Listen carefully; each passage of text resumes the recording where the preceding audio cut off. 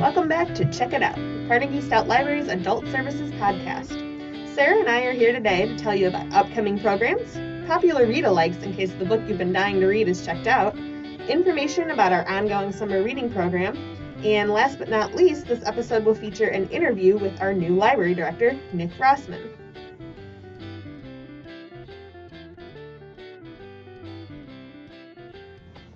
Hey Becky, what are you looking forward to this summer?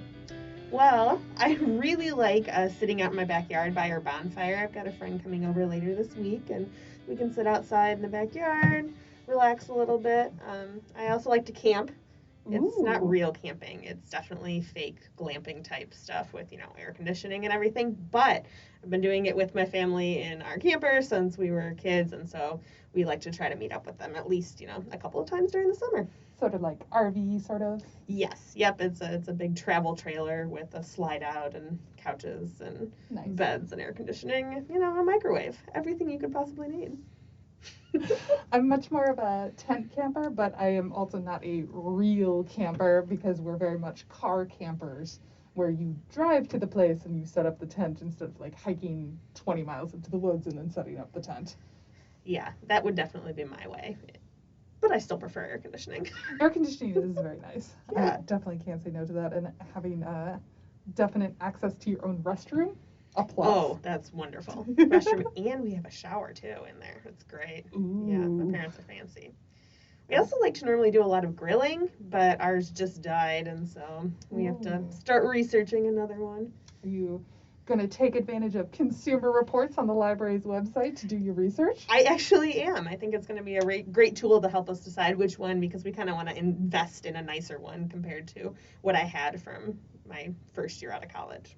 Honestly, I said that like kind of a joke, but having the online access to consumer reports has been very helpful with so many large household purchases in my life. Right, I agree. We've had to buy a new washer and dryer recently and a new dishwasher, and I always like to check there first just because I know I can trust the information.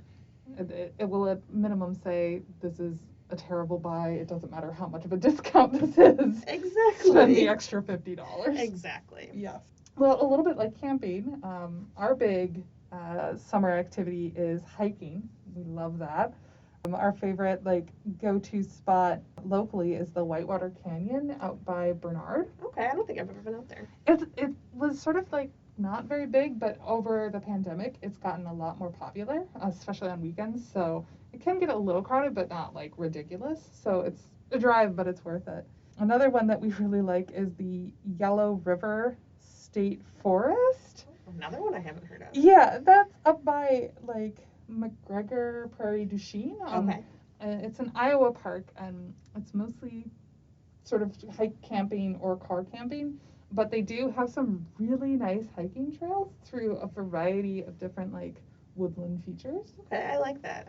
My favorite one that I've been to recently is Palisades Kepler State Park. I think that's how you say it. Anyway, it's in between here and Iowa City, but beautiful rocky cliffs, you feel like you're not in Iowa. And then I really want to go to the Makokata Caves. I have never been. Oh, I heard it's great. Yes. So that's on my bucket list for this summer. Makokata Caves are beautiful. Yeah. But definitely do not pick a holiday weekend or something. That's what I heard. Pick a weekday. Yeah, I was hoping a random, a Friday off when I have to work a Saturday.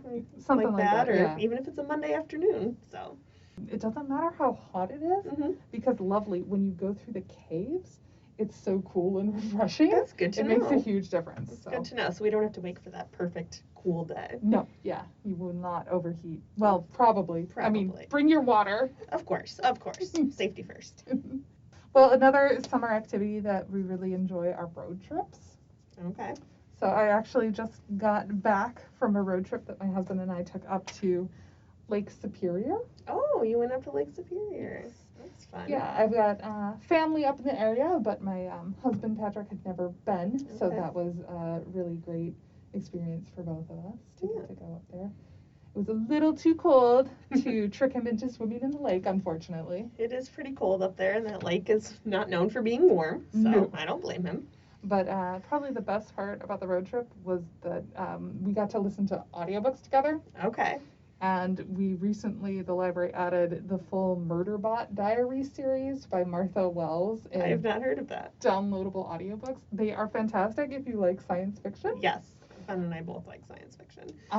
So the best part is it's like a perfect series for a road trip. Okay. Because the first like 4 titles or so are sort of like small, they're novellas. Okay. Technically, but they sort of add up to make one complete story. Oh, but that's so nice. But they stand really well on their own, and they're 3 to 4 hours in length. Okay, which so is not 12 or 13 hours like other audiobooks. So you get that full 12-hour listening experience for a long trip, but because you probably are only going to drive like 3 to 4 hours in a day, right? You get through one good story in a segment, perfect. And then that's awesome. It worked really great. Yeah. The narrator of that series is Kevin R. Free. Okay. Which was interesting. So Murderbot, the main character, is a constructed being. Okay. So they are part artificial intelligence robot and part cloned human part. Interesting. So Murderbot considers themselves an it. Okay. And I read the series myself the first time through, and so listening to the books narrated by a male narrator was a different sort of experience for me. So like I intellectually knew that Murderbot was an it, but I found myself going, oh, I was kind of picturing Murderbot as more of a girl because I read it in my own voice. That was interesting. It is always like when you have one, especially in movies, when you have an idea of a character in your head, it's very hard to overcome that sometimes.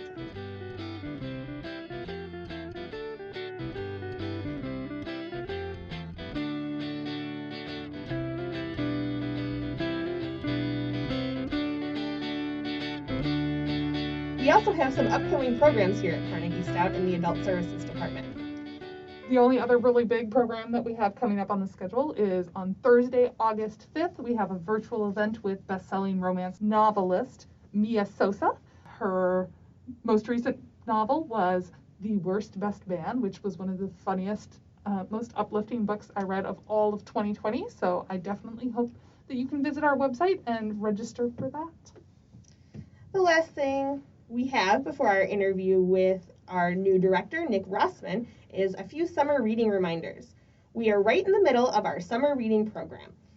iRead's summer reading program theme for 2021 is Reading Colors Your World. The theme of colors provides a context for exploring humanity, nature, culture, and science, as well as developing programming that demonstrates how libraries and reading can expand your world through kindness, growth, and community. You are still able to register, and everyone can register online. Otherwise, you can stop by the library to register in person. Adults should go to the recommendations desk on the first floor or the reference desk on the second floor, and children and teens will head to the youth services desk to register. The Adult Services Department has weekly prize drawings for everyone that has submitted a reading log. Each log submitted counts as an extra entry into our drawing, giving you a better chance of winning a prize. We will also have a grand prize drawing at the end of the summer for 3 baskets filled with goodies. Reading logs can be submitted online at carnegiestout.org/summer-reading, or you can pick up a paper copy of the reading log at the recommendations or reference desk. All you have to do is complete that reading log for every 3 books read, or take part in Adult Services virtual events or activities. Yes, you heard correctly. Any adult services program, such as our upcoming tie-dye one, will count as a book read towards your total. If you have any questions, please send an email to yourlibrarian@dubuque.lib.ia.us, or you can call us at 563-589-4225.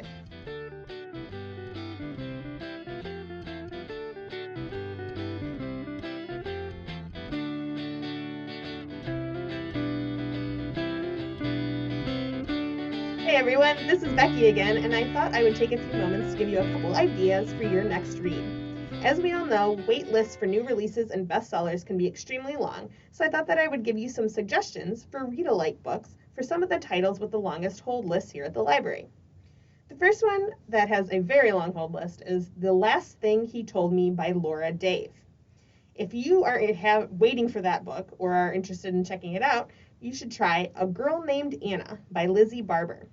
High school senior Anna Montgomery lives a quiet, devout life in Florida with her widowed mother.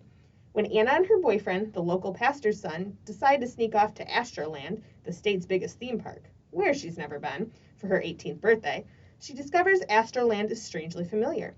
Meanwhile, in London, teenager Rosie Archer and her parents must come to terms with the 15th anniversary of the kidnapping of her sister, Emily, which occurred during a trip to America when Rosie was just a baby. Despite having little hope of success, Rosie resolves to do something, and she begins by reading all the conspiracy theories and stories about the kidnapping online. Her research uncovers a few promising leads, one involving a well-known reporter. As Rosie fights for the truth, Anna seeks her own, and soon both find themselves in danger. Another option, if you're waiting for The Last Thing He Told Me, is Watch Me Disappear by Janelle Brown. In Brown's novel, the main character, Billy, wasn't always a Berkeley supermom. She had a tumultuous childhood, a rebellious adolescence, even a felonious period in her early 20s. When she met Jonathan, a straight-laced technology editor, she finally felt ready to settle down. After she and Jonathan got married and had their daughter, Olive, Billy felt the stirrings of independence again. It started gradually, getting in the car and driving to Utah after a fight, then returning with an armful of groceries as if no time had passed. But her solo hiking trips and weekends away had become more frequent. When Billy disappears while hiking, police only find a shattered cell phone in a hiking boot near the trail. With little else to go on, Jonathan and Olive reassemble what they truly know about Billy and decide if they're willing to learn the whole truth. Another popular title in the library right now is Malibu Rising by Taylor Jenkins Reid. If you are interested in that title, the first suggested read-alike is The Most Fun We Ever Had by Claire Lombardo. The four adult daughters of two Chicago parents who have been madly in love for decades recklessly ignite old rivalries until a long-buried secret threatens to shatter the lives they built. You can also try The Turner House by Angela Flournoy. Learning after a half-century of family life that their house on Detroit's east side is worth only a fraction of its mortgage, the members of the Turner family gather to reckon with their past and decide the house's fate. Another book that has a very long wait list is People We Meet on Vacation by Emily Henry. The first read-alike suggestion is Shipped by Angie Hockman. Between taking night classes for her MBA and her demanding day job at a cruise line, marketing manager Henley Evans barely has time for herself, let alone family, friends, or dating. But when she's shortlisted for the promotion of her dreams, all her sacrifices finally seem worth it. The only problem? Graham Crawford Collins, the remote social media manager and the bane of her existence, is also up for the position. Although they've never met in person, their epic email battles are the stuff of office legend. Their boss tasks each of them with drafting a proposal on how to boost bookings in the Galapagos. Best proposal wins the promotion. There's just one catch. They have to go on a company cruise to the Galapagos Islands together. Another option is Meet Cute by Helena Hunting. After meeting the former actor she had a crush on as a teenager and fangirling all over him, Kaylin Flowers strikes up a friendship with Daxton Hughes, who needs help acting as a guardian to his 13-year-old sister. The last title on my read-alike list here is The Other Black Girl by Zakiya Delilah Harris. While you eagerly wait to get your hands on a copy, you can try Black Buck by Mateo Ascari-Poor. In this novel, an unambitious college graduate accepts a job at Someone, the hottest NYC startup, and reimagines himself as Buck, a ruthless salesman, and begins to hatch a plan to help young people of color infiltrate America's sales force. You could also try Sophia of Silicon Valley by Anna Yen. A brilliant young Asian woman navigates the dynamic world of Silicon Valley in the boom years of the tech industry, working for some of the world's leading minds, including Steve Jobs and Elon Musk, while enduring a comedy of errors and bad boy behavior in would-be professional environments, often from the perspective of the only women on her teams. These suggestions and descriptions of the books are provided by our Novelist Plus database. Novelist Plus is something that you can try too if you're ever stuck looking for a good book. You can find fiction and nonfiction books by describing plots, characters, find series order of books, themed books list, and author and title read-alikes for all reading levels. Check it out on our website, carnegiestout.org, under Research.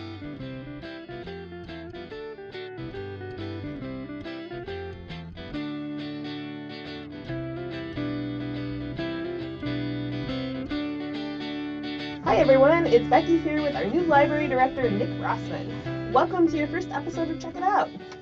Thank you. Yeah.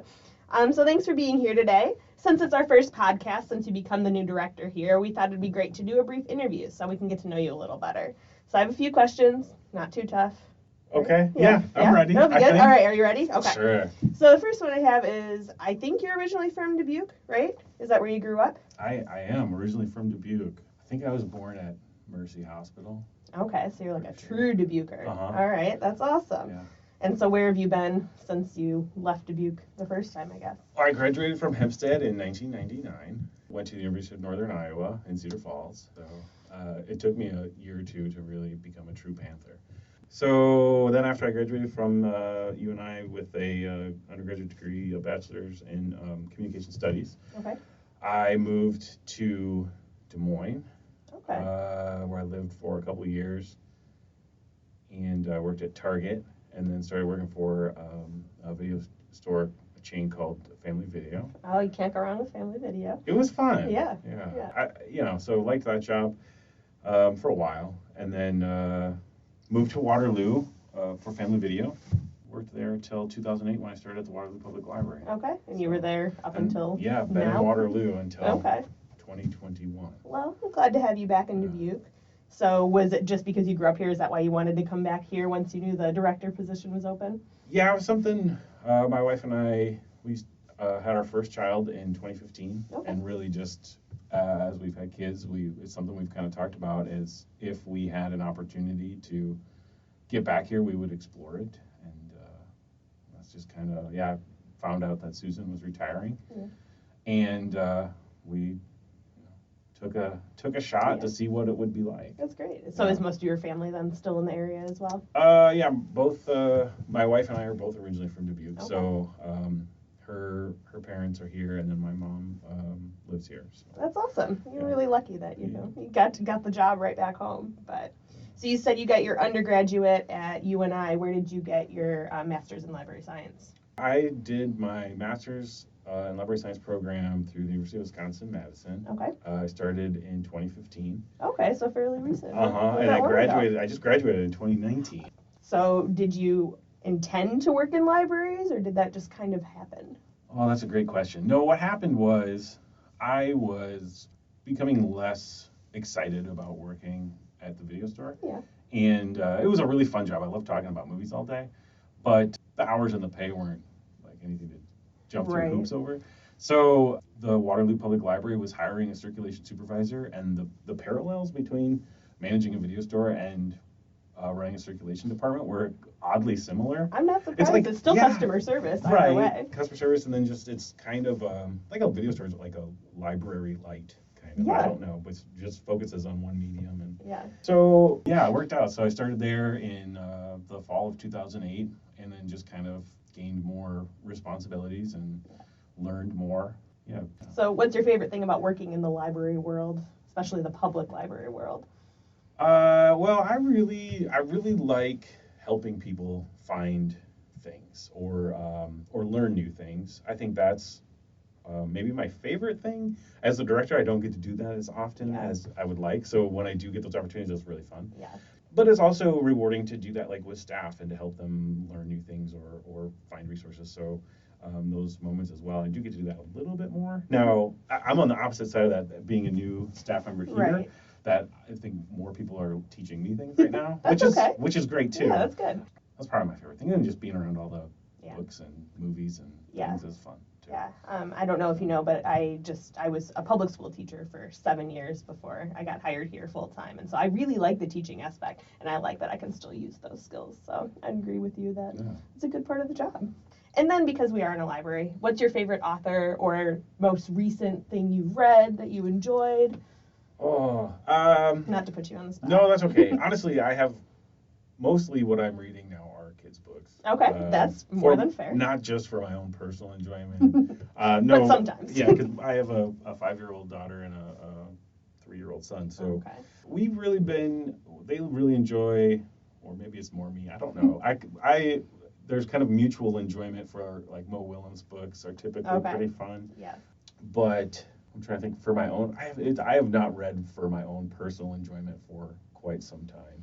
The only time I really have to read is basically bedtime, and what I discovered was I was trying to read the latest installment from Pierce Brown's series of sci-fi. Okay. I feel like the last book was like Dark Ages or something, and I can't remember, but it was like I got about, I don't know, a third of the way, and it was a big book, like 600 pager. Yeah. I got about a third of the way through it, and it was just like I was falling asleep after 10 minutes. That's and me I was every like, I just day. need to take a break. Yes. So, and I haven't been back.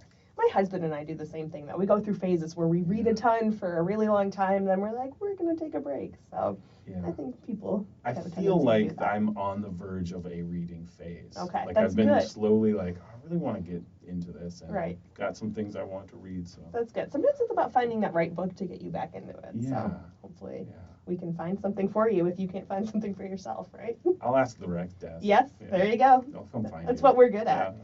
I guess the last thing I have here is just like a local question. What is your favorite local restaurant here in Dubuque, and what do you like to order there for most, or your favorite dish? Oh, that's a really. I mean, I guess I could be really easy. I mean, there's so many places. I'll just be honest that I can't wait to try. Okay. Because Tell us about that too. That's fine. yeah, I mean. Have you been to Brazen? I think I have Okay. a while ago. So before COVID, my wife and I would try and get back here with our kids like once a month. Okay. Sometimes we'd go out to eat. Yeah. But so I think I've been to Brazen. Okay. But there are a lot of places that I did not know about. Yeah. Some Thai restaurants that I'm excited to try, and There's Lina's and Pete's. Both yeah. excellent. Are they both? Okay, that's Yes. good to know. Lina's is my favorite by a little bit. But Okay. And that was like super close to where I'm living in my Awesome. mom's basement. So.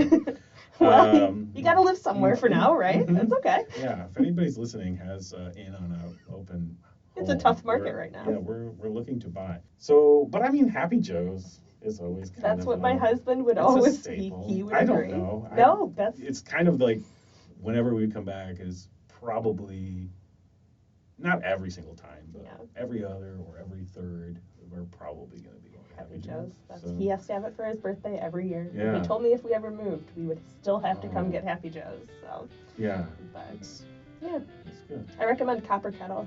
Also Yeah, very I love good. going there. Yeah. Well, thank you for joining me for a few minutes today. I think we got to know you a little better. So Well, thank you for yeah, having and me. hopefully we'll have you back again soon.